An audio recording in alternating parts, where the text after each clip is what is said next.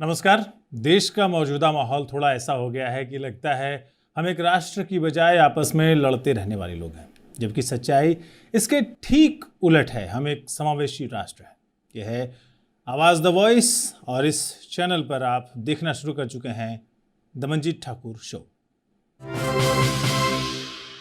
आज के कार्यक्रम में हमारा विषय है, क्या ताजमहल तेजो महालय था।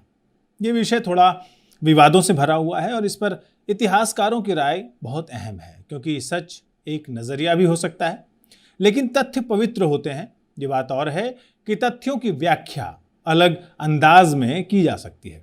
कभी ताजमहल में आरती तो कभी कांवड़ लेकर ले जाने की कोशिश। अमेरिकी राष्ट्रपति डोनाल्ड ट्रंप की भारत यात्रा से पहले ताजमहल को लेकर भी विवाद शुरू हुआ था और कुछ साल पहले कुछ लोगों ने गुपचुप तरीके से ताजमहल के पीछे महताब बाग पर तेजो महालय शिव का प्रतीकात्मक जलाभिषेक भी किया था। हालांकि भारतीय पुरातत्व सर्वेक्षण यानी ASI साफ तौर पर इस बात को कह चुका है कि ताजमहल एक मकबरा ही है, फिर भी बीच बीच में तेजो महालय को लेकर विवाद शुरू हो जाता है। हम आपको बताते हैं कि इसकी शुरुआत कैसे हुई। ये शायद 60 के उत्तरार्ध या 70 के दशक के पूर्वार्ध की बात होगी, जब PN ओक नाम के एक लेखक ने देश के अंदर और बाहर की बहुत सारी ऐतिहासिक इमारतों, स्मारकों और यादगार स्थलों के बारे में अपनी अविश्वसनीय लगने वाली सिद्धांत थे उनको पेश करना शुरू किया था। उनके एक लेख ने उन दिनों काफ़ी विवाद पैदा किया था, जिसका फोकस ताजमहल था। इसमें दावा किया गया था कि वो ताजमहल नहीं बल्कि तेजो महालय है, जो भगवान शिव का मंदिर रहा है। इस लेख में कई स्पष्टीकरणों के माध्यम से ये बात स्थापित करने की कोशिश की गई थी कि ताजमहल निर्माण के लिए एक शिव मंदिर को तोड़ा गया था और अगर हम खोदते जाएं तो उसके अवशेष नीचे मिल सकते हैं। उनका नाम जो था वो पूरा पुरुषोत्तम नागेश ओक था और वो आज़ाद हिंद फौज के प्रचार अधिकारी रह चुके थे और आज़ादी के बाद सूचना और प्रसारण मंत्रालय में काम करते थे। ओक ने अपने दावे को साबित करने के लिए ताजमहल में दिखने वाले हिंदू प्रभावों और मुगल अभिलेखों में ताजमहल के निर्माण के बारे में कुछ भी नहीं लिखे जाने को आधार बनाया था। PN ओक ने अपनी किताब the Taj Mahal is a temple palace में सैकड़ों ऐसे प्रमाण देने की कोशिश की थी जिनसे यह साबित हो सके कि वो ताजमहल एक इमारत है जो एक मंदिर था। ओक ने अपनी किताब में लिखा था कि ताजमहल में संगमरमर की जाली पर 108 कलश बने हुए हैं। कलश भी हिंदू परंपरा का हिस्सा है और 108 अंक भी हिंदू परंपरा में शुभ माना जाता है। ओक का कहना था कि आगरा मूल रूप से जाटों की नगरी है। जाट भगवान शिव को तेजा जी के नाम से जानते हैं। The illustrated weekly off India के 28 जून 1971 के जाट विशेषांक में लिखा था कि जाटों के तेजा मंदिर हुआ करते थे। इसके अलावा अनेक शिवलिंगों में एक तेजलिंग भी होता है जिसके जाट उपासक थे। इसके आधार पर ओक ने दावा किया था कि ताजमहल भगवान तेजा जी का निवास स्थल तेजो महालय था। इसके अलावा ओक ने शाहजहां की बेगम मुमताज की मौत से जुड़े कई दावों के साथ विभिन्न विदेशी मेहमानों के यात्रा वृत्तांतों को भी कोट किया था। पुरुषोत्तम नागेश ओक के दावों को लेकर इतिहासकारों का कहना है कि मुगल काल में ताजमहल को रोज़ाए मुनव्वर कहा जाता था और मुगल स्थापत्य कला में हिंदू प्रभाव भी स्पष्ट रूप से दिखाई देता था। इसलिए सिर्फ इस आधार पर ताजमहल को मंदिर नहीं कहा जा सकता, क्योंकि वहाँ की बनावट पर हिंदू छाप दिखाई देती है। आगरा जिला अदालत में डाली गई याचिका पर सुनवाई हुई थी, जो 2017 में archaeological survey of India ASI ने इसमें एक हलफनामा पेश किया था। इस हलफनामे में कोर्ट में ASI ने कहा था कि ताजमहल एक इस्लामिक ढांचा है, जबकि अपील करने वाले दूसरे धर्म के लोग थे। स्मारक पर कोई भी धार्मिक गतिविधि पहले कभी नहीं हुई थी। अप्रैल 2015 में आगरा जिला अदालत में 6 वकीलों ने एक याचिका दाखिल की थी। इस याचिका के जरिए हिंदुओं को परिसर के अंदर पूजा की इजाज़त देने की मांग की गई थी। मामले की सुनवाई के दौरान कोर्ट ने केंद्र सरकार, केंद्रीय संस्कृति मंत्रालय, गृह सचिव और ASI से जवाब तलब किया था। इसी के बाद संस्कृति मंत्रालय ने नवंबर 2015 के दौरान लोकसभा में यह साफ किया था कि ताजमहल की जगह पर मंदिर होने का कोई सबूत नहीं मिला है। बहरहाल PN ओक ने जो मोटे अनुमान से कोई 9 किताबें अंग्रेजी में, 13 किताबें मराठी में और 8 किताबें हिंदी में लिखी हैं। उनकी मुख्य किताबों के नाम आपको जानना ज़रूरी है। उनमें से एक है क्रिश्चियनिटी इज़ कृष्ण नीति, इस्लामिक हैवॉक इन इंडिया, ये दूसरी किताब है। The Taj Mahal is a temple place, इसका जिक्र हम कर चुके हैं। Who says Akbar was great, ये उनकी एक अगली और किताब का नाम है। Agra red fort is a Hindu building, ये उनकी एक और किताब है। Some blunders of Indian historical research, एक और किताब world Vedic heritage, a history of histories.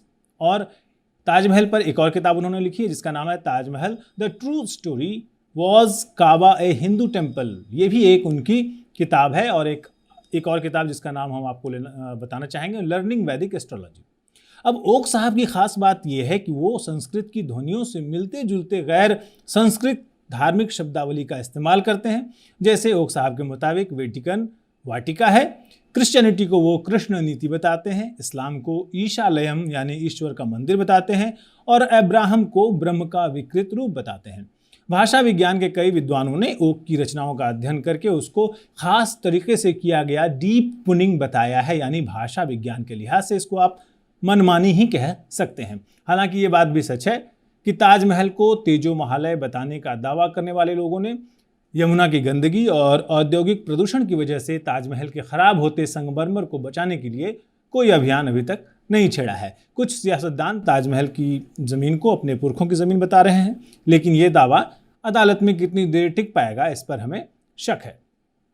जो भी हो, ताजमहल को लेकर विवाद कम नहीं रहे हैं, इसके बारे में धारणाएं काफ़ी रही हैं, जिनमें से कई धारणाओं को इतिहासकारों ने गलत बताया है। ऐसी ही धारणाओं में से एक है कि ताजमहल के निर्माण के बाद शाहजहां ने इसके मजदूरों के हाथ कटवा दिए थे, यानी जिन मजदूरों ने ताजमहल बनवाया था उसके हाथ कटवा दिए थे ताकि ऐसा दूसरा ताजमहल वो खड़ा न कर पाए।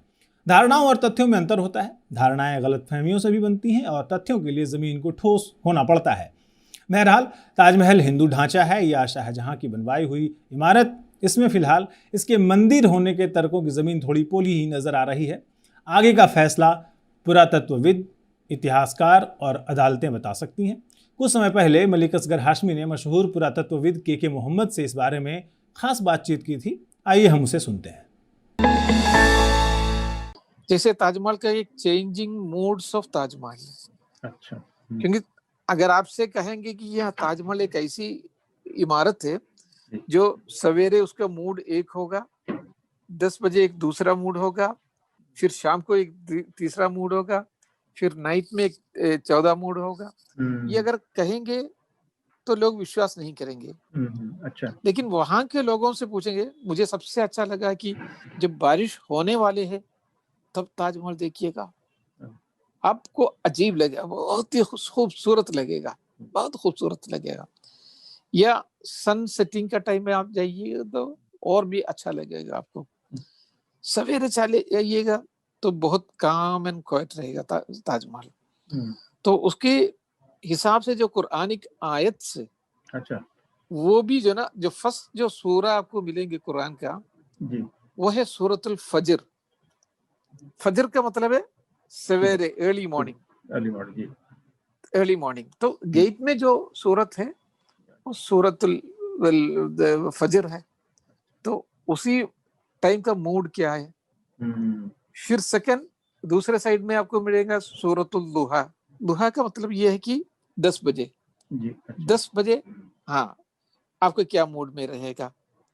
फिर जो ना आपको वशम्सु तजरी, क्योंकि सूरज जो ना अपने उरूज पे जो पहुंचेंगे, शम्स जो अपना उरूज पे पहुंचेंगे, वो क्या होगा। फिर आपको कहीं पर सूरतुल लैल, लैल मींस नाइट अरबिक में। तो इसी तरीके से जो कुरानी की आयत भी बदलते रहते हैं और उसका एक एक उसका गेटवे का, उसका अंदर का पोर्शन का, इसका एक खूबसूरती है। जैसे ताजमहल का जो ना गेट पे खड़े हो जाइएगा, जो इंस्क्रिप्शन जितने भी ये कतबा है, वो नीचे का कतबा छोटा होगा लेकिन ऊपर जाते जाते जो ना बड़ा होगा। लेकिन आपको जो ना लगेगा नहीं ये बिल्कुल यूनिफॉर्म है करके।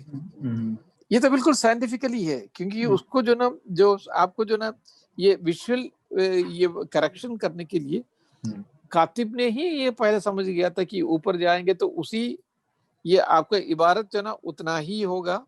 तो फिर जो ना ऊपर जाते हुए कि लोग पढ़ नहीं पाएंगे, लेकिन आपको जो ना बगैर मुश्किल जो ना आप इधर से ऊपर का भी पढ़ सकते हैं। तो वो ऊपर का कतबा जो ना थोड़ा सा बड़ा रहेगा, वो आपका विजुअल करेक्शन के लिए। कुछ चीजें हुआ है, वो जो हुआ है गलत हुआ है, वो इस्लामिक स्पिरिट से नहीं है। इस्लाम में जो ना बिल्कुल जो ना इसको या किसी और को मजहब वालों को जो ना गलत साबित करना या उसका भला बुरा कहना इस्लाम में मना है। जी। इस्लाम ये कहते हैं वदुल इला सबीली रब्बिका बिल हिक्मा व मौइज़तिल हसना व जादिलहुम बिल्लती ही अहसन। अगर जो ना आप इस्लाम का दावत दे दीजिए, इला सबीली रब्बिका बिल हिक्मा, अच्छी तरीके से हिकमत के साथ जो ना कीजिए। अगर आपको किसी से आर्ग्यू भी करना है वो भी अच्छी तरीके से कीजिए। और आप जो ना दूसरे का जो ना ये जो आइडल्स है उसको आप गाली भी नहीं दे सकते। वला तसुब्बुल्लज़ीना यदऊना मिन दूनिल्लाह, आप गाली भी नहीं दे सकते, ये है इस्लाम का। लेकिन कुछ अफगान के उधर से इधर से जो बाद में जो मुस्लिम्स जो आए थे यहाँ, उन लोगों ने बहुत गलत काम किया है, काफी मंदिर तोड़ा है। इसको एक्सेप्ट करने में मुसलमानों को कोई भी झिझक होना नहीं चाहिए, उन लोगों ने गलती किया था। लेकिन उसके लिए आज की मुसलमान रिस्पॉन्सिबल नहीं है, ये भी है। आज की मुसलमान बिल्कुल रिस्पॉन्सिबल नहीं है। लेकिन आज के मुसलमानों में एक और ड्यूटी है, उनको ये भी कहना पड़ेगा आज के मुसलमानों को उसको जस्टिफाई करने के लिए कोशिश नहीं करना चाहिए। वहां मुस्लिम आजकल भी गलती कर रहे हैं, जस्टिफाई करने के लिए कोशिश करते हैं। वो ये कहते हैं नहीं वो तो खैर तो वहां माल बहुत ज्यादा था, गोल्ड था, सोना था, वो ये था, इसीलिए उसके लिए था। तो उसके लिए होता तो खैर तो आपने इसको तोड़ा क्यों है? और उसी फिर जो ना कुछ कम्युनिस्ट हिस्टोरियन वो जो कहते हैं नहीं नहीं नहीं वो कोई ये भी इकोनॉमिक रीजन था, ये सब करके जस्टिफाई मत कीजिए। अंग्रेजों ने बहुत गलती किया है, पोर्चुगीज ने उससे ज्यादा भी गलती किया है। मैं 7 साल गोवा में था, लेकिन कोई भी पोर्चुगीज जो उसको जस्टिफाई नहीं करते हैं। मुसलमान जस्टिफाई करने की कोशिश कर लेते हैं। हाँ, ये नहीं होना चाहिए। तो वो जो अगर जस्टिफाई करने के लिए कोशिश करेंगे फिर हिंदू भी भड़क जाते हैं। अदरवाइज जो हिंदुइज्म है ये बहुत ही अकोमोडेटिव रिलीजन है। मैं बहुत रिस्पेक्ट करता हूँ, बहुत अकोमोडेटिव रिलीजन है।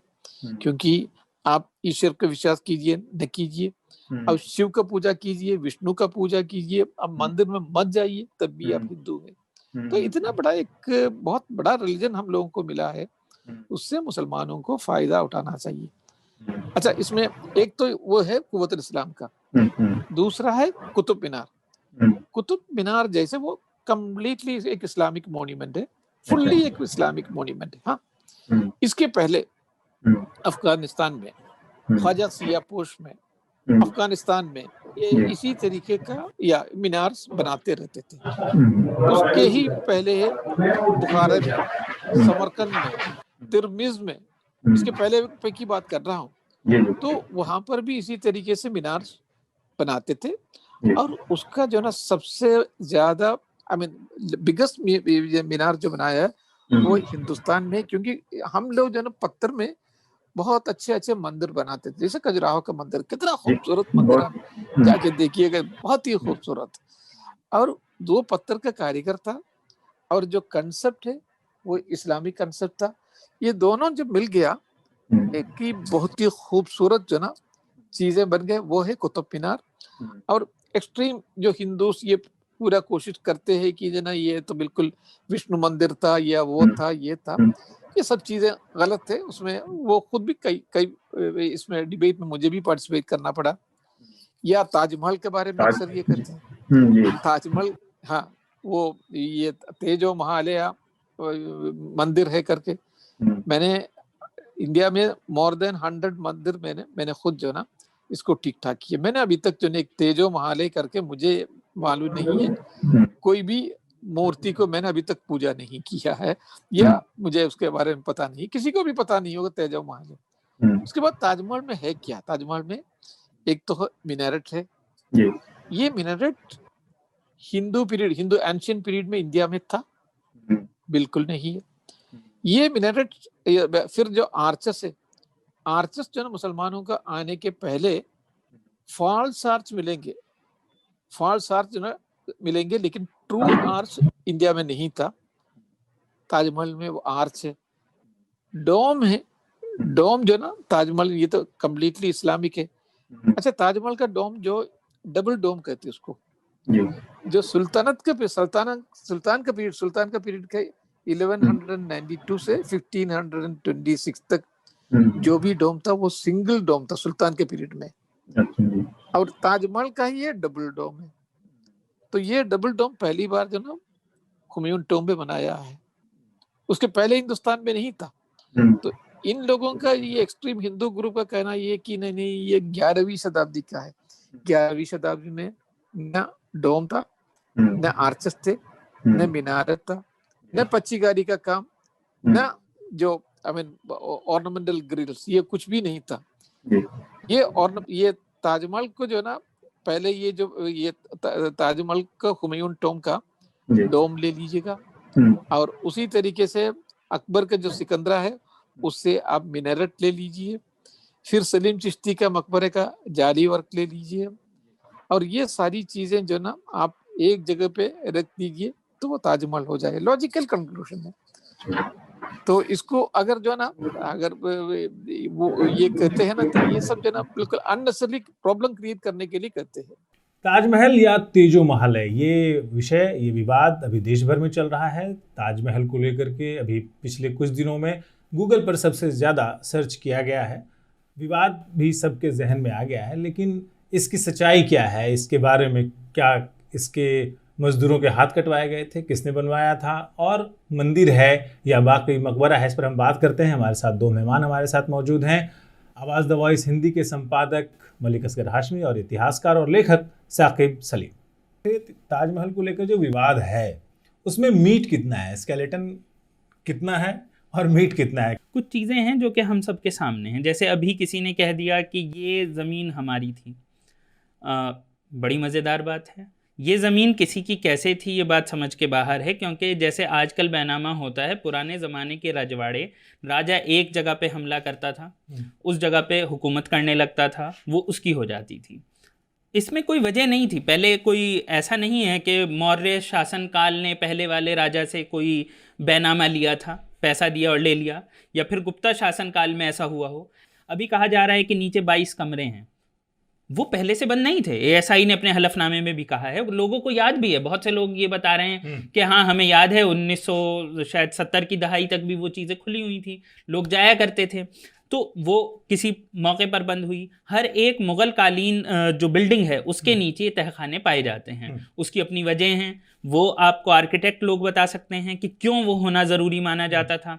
वो उस ज़माने की पहचान थी। दूसरी चीज़, एक और चीज़ जो समझने की है, एक कमी जो अंग्रेज़ों ने हमारे ज़माने में करी, मैं यहाँ पर कहना चाहूँगा कि अंग्रेज़ों ने हमारी जो इतिहास है उसे हिंदू, मुस्लिम, बुद्ध, जैन में बांट दिया। एक सबसे बड़ी परेशानी जो अब हम देख रहे हैं, जैसे ताजमहल है, ताजमहल को लोग कह देते हैं कि इस्लामिक आर्किटेक्चर है। What is Islamic architecture? क्या होता है इस्लामिक आर्किटेक्चर? क्या कुरान में किसी आर्किटेक्चर का जिक्र है? नहीं है। ये इस्लामिक आर्किटेक्चर या मुस्लिम आर्किटेक्चर क्या है? ये बिल्डिंग इस देश में बनी है, इस देश के मजदूरों ने बनाई है, इस देश के लोगों ने बनाई है। अब वो किसी भी धर्म के मानने वाले हों, क्या उससे वो इस्लामिक आर्किटेक्चर हो जाएगा? और जहाँ तक बात आती है, रघुपति साहब फिराक गोरखपुरी का एक शेर है, सर ज़मीने हिंद पर अक़वामे आलम के फिराक, काफ़िले बसते गए हिंदुस्तान बनता गया। तब ऐसे में ये बात समझना, ये बात कहना बेवकूफ़ी है कि हम पुराने वक्त को वापस लाना चाहते हैं। हम उसे वापस लाना क्यों चाहते हैं? वही व्यक्ति ये कहता है कि हमारे परिवार की ज़मीन है जो शाहजहां ने हड़प ली, वही ये भी उन्होंने भी ये भी कहा कि भगवान राम के वंशज हैं। हर बार उन्हीं का स्टेक क्यों आया? नहीं, वंशज तो हम भी कहते हैं कि हमारे फोरफादर भी हिंदू थे। तो वो अगर हम करें, वहाँ से निकालना शुरू करें तो फिर बात हम सभी राम के वंशज हैं। हम सभी राम के वंशज। हाँ, कुछ और इतिहास निकल जाएगा। तो जहाँ तक ताजमहल की बात है, पता नहीं कितना पहले आप लोगों ने देखा होगा ताजमहल। मुझे लगता है कि मैं 2-3 साल पहले गया था ताजमहल। उससे पहले जो पहली बार गया था ताजमहल और अभी का जो ताजमहल, उसमें जो फ़र्क जो मुझे नज़र आया कि मैं पिछली बार अंदर तक जा चुका, मतलब अब जो है जो मुमताज़ महल और शाहजहां की जो कब्र है वो अब पत्थर का है, लेकिन नीचे पहले उतर के हम जाते थे और वो कच्ची मिट्टी से वो कब्र बनी हुई थी। अब हम जाते हैं तो एक तो अंदर वो ताला लग गया, नहीं जा सकते। दूसरी बात ये है कि अब पहले हम नंगे पैर चले जाते थे, जूता कोई खोल के उतार लेता था, अब वो बाज़ाब्ता प्लास्टिक पहन करके अब लोग जाते हैं। तो बहुत सी चीज़ें जो है मतलब बहुत परिवर्तन हुआ है। दूसरी बात मैं ये कहना चाह रहा हूँ कि आजकल जो हवा चल रही है वो ऐसे लग रहा है कि हर कोई जीतना चाहता है, एक दूसरे पे हावी होना चाहता है, और वो हावी होने के चक्कर में वो सारे इतिहास को अपने हिसाब से, अपने काल के हिसाब से वो देखना चाहता है उसको। जहाँ तक अभी साकिब सलीम साहब ने कहा कि इसको इस्लामिक नज़रिए से नहीं देखें, लेकिन मैं थोड़ा सा इनसे मुत्तफिक नहीं हूँ। वो इसलिए कि जब आप ताजमहल जाके देखेंगे आपको उसमें, तो उसमें इस्लाम कुरान के आयत आपको मिलेंगे। उस पर जो कैलीग्राफी की गई है, जो कुरान के आयत जो लिखे गए हैं वो इस तरह से लिखे गए हैं कि अगर नीचे से भी देखेंगे तो आपको उतना ही बड़ा दिखेगा और ऊपर वाला भी उतना ही बड़ा दिखेगा। तो वो जो है वो एक नायाब नमूना है, हम लोगों को उसको कदर करनी चाहिए। और 7 अजूबों में से, दुनिया के 7 अजूबों में से एक वो है, तो एक धरोहर है, इस पर किसी तरह का विवाद नहीं खड़ा करना चाहिए। और मामूल ज़िंदगी जो हमें, हमारी जो समस्या है उन पे बात करनी चाहिए तो ज़्यादा कारगर होगा। 22 कमरों में क्या है, अगर खुल भी जाए तो उससे क्या निकलने वाला है, उससे आम आदमी को क्या फ़ायदा होने वाला है। अगर उसमें, मैं मानता हूं कि अगर उसमें से मूर्तियां निकल भी जाएं तो उससे समाज का क्या भला होगा, हिंदू समाज का क्या भला होगा, मुसलमानों का क्या नुकसान होगा। तो मेरे ख्याल से इन सब चीज़ों से परे हट करके हमें मौजूदा दौर में चीज़ों को देखना चाहिए और जो समस्याएं हमारे सामने हैं उनसे निपटना चाहिए। सबको मिल करके तरीके ढूंढने चाहिए कि अब इन समस्याओं से हम कैसे जूझें, कैसे निकले। क्या ऐसा तो नहीं कि स्कूल जाने के समय में हम लोगों को पेट दर्द शुरू हो जाता था, तो मतलब मूल समस्या से, स्कूल जाने से बचने के लिए हम लोग पेट दर्द का बहाना करते थे अपने टाइम में? कहीं ऐसा तो नहीं है? नहीं, मैं उस तरह से नई चीज़ों को देखना चाहता, लेकिन कुछ लोगों की दुकान ही इसी तरह से चल रही है। अगर आपको, मैं आज मतलब सोशल मीडिया ने तो सारा कबाड़ा कर रखा है, पूरे हमारी मानसिक स्थिति का कबाड़ा कर रखा है, हमारे नौजवानों को हालत ख़राब कर रखी है। पेट दर्द नहीं है, इन लोगों का काम है, इनको करने दीजिए। अगर जिस दिन से आपने इनका नोटिस लेना बंद कर दिया, इनकी दुकान अपने आप बंद हो जाएगी। एक सवाल और आपसे इसी सिलसिले में, क्या वजह है, जैसे आपने सोशल मीडिया का असर जो है युवाओं की तरफ कहा कि व्हाट्सएप मैसेजेस या व्हाट्सएप यूनिवर्सिटी या सोशल मीडिया पे जो है ट्रेंड करता है वो लोगों के जहन पे ज़्यादा असर करता है। किसी ने आज तक इस बात को लेकर के आंदोलन सड़कों पर नहीं किया कि ताजमहल पीला पड़ रहा है, यहाँ से जो प्रदूषणकारी उद्योग है उनको दूर करना चाहिए, या ताजमहल को बचाने के लिए हमको कुछ करना चाहिए? ऐसा तो नहीं किया किसी? नहीं, अभी तक तो ताजमहल को लेकर के जिस तरह के आंदोलन होने चाहिए, चूँकि वो हमारे देश का धरोहर है। दूसरी बात है कि आमदनी का जरिया भी है, फॉरेन करेंसी उससे बहुत मिलती है हमें। उसको बचाने के लिए जितने प्रयास होने चाहिए, सबको मिल के प्रयास करना चाहिए। जो विवाद खड़ा कर रहे हैं उनको भी प्रयास करना चाहिए कि ताजमहल कैसे बना रहे, वो बुनियादी जैसे स्थिति में था ताजमहल वैसा दिखे, उसकी कोशिश होनी चाहिए। वो तो हो नहीं रहा, ये उल्टी सीधे काम ज़्यादा हो रहा है। बगल में गंदी यमुना बह रही है, उस पर ध्यान नहीं। बिल्कुल। जैसा कि साहब, हम एक पुरुषोत्तम साहब थे, ओक साहब, जो इतिहास जिन्होंने लिखा अलग अलग, उन्होंने ही कहा कि तेजो महालय है पहली बार जी। तो वो जो इतिहास है या उनकी जो व्याख्या है जिसकी वजह से विवाद सारा खड़ा हुआ है, उस पर क्या कहना है आपका? उसके बारे में मेरा क्या कहना है, जो भी अक्लमंद लोग हैं वो खुद समझ सकते हैं कि उन्होंने तो ये भी कहा था कि ऑस्ट्रेलिया अस्त्रालय है। उन्होंने बहुत अच्छी अच्छी डेफिनेशन दी हैं, काफ़ी मज़ेदार इंसान थे। जब कभी आपको हंसना हो तो आप उन्हें पढ़ सकते हैं, और अगर कभी उनकी बात मान ली जाए तो यही होगा कि एक ताजमहल चाय आती है, उसका नाम बदलना पड़ेगा, तीजो महल या चाय कर देंगे हम। उससे ज़्यादा तो मुझे नहीं लगता है कि कोई फ़र्क पड़ेगा, क्योंकि ताजमहल वही रहेगा। जैसा कि भी हाशमी साहब ने कहा, उसमें कुरान की आयतें रहेंगी, वो भी वही रहेंगी, उसमें कब्र है वो भी वही रहेगी।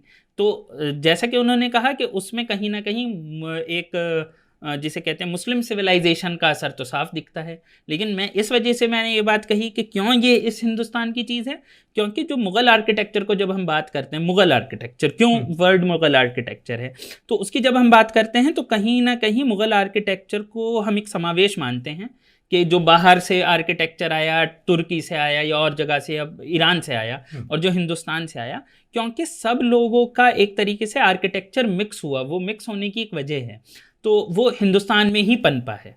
ये जो पनपने का दौर था ये हिंदुस्तान में हुआ है, तो रहेगा तो वो वही। आप ये मानते हैं कि चलिए आप हिंदू धर्म के अनुयायी हैं, तो हिंदू धर्म के बहुत से मंदिर हैं, बहुत अच्छी अच्छी जगहें हैं जो कि बहुत ऐसे हालात में हैं आज के दौर में जिन्हें ज़रूरत है कि उन्हें संभाला जाए, उन्हें अभी बचाया जाए। गढ़मुक्तेश्वर है, बहुत अच्छे अच्छे मंदिर हैं, आपको जाकर पता चलेगा।